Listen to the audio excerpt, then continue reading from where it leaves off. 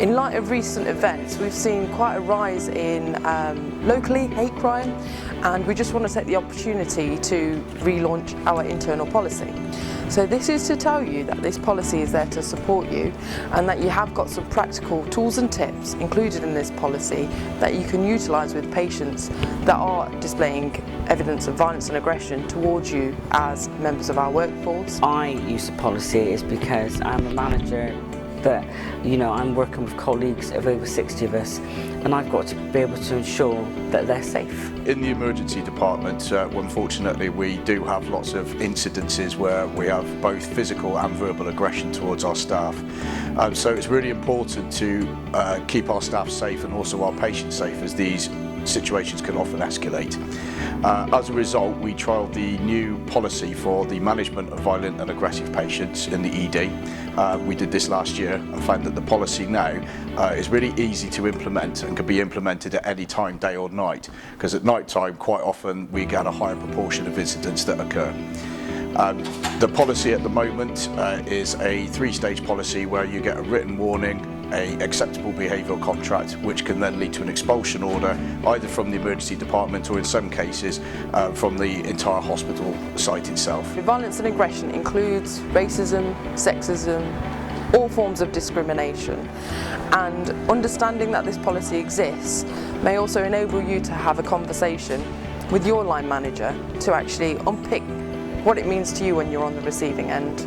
Staff need to use that policy if they feel that a colleague or a visitor or a patient even is being excluded for reasons that could be construed as racist. They need to use a policy. I was unfortunate enough to be the victim of a racist incident not so long ago, and it was enlightening to see our trust policy in full effect. So as soon as the incident had occurred, the ward staff, including the nurses and the nursing assistants, called upon security, our security colleagues, our police colleagues who are now on site to address the incident. And I think it was really important for the ward staff to see how they are able to now speak up about incidents like this, because they will have the support of the trust, and which enables them to do their job to a high standard and protects them from any form of abuse or aggression moving forward.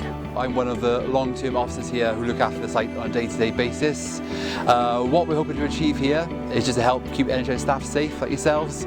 We know it's in the NHS, you have a very similar culture to police, where you don't report things and you think abuse, you think taking verbal abuse, physical abuse, being treated poorly is a normal occurrence, but it's not. So what we're trying to do is encourage yourselves to report things to us, report things to security, report things to supervisors, so we can get things done. We can't do anything without you reporting things and let us know what's happening. The policy is a valuable tool that can benefit everybody. In these times, unfortunately, with the heightened violence and aggression we are seeing in the department, we really do need to use it to safeguard our staff. If you do have any questions about this policy, please do drop myself a line or contact security, and don't be afraid to call it out if you do see it, because that's the most important thing. We need you as our staff to feel confident in the fact that we are doing as much as we can as an organisation to support you. Thank you.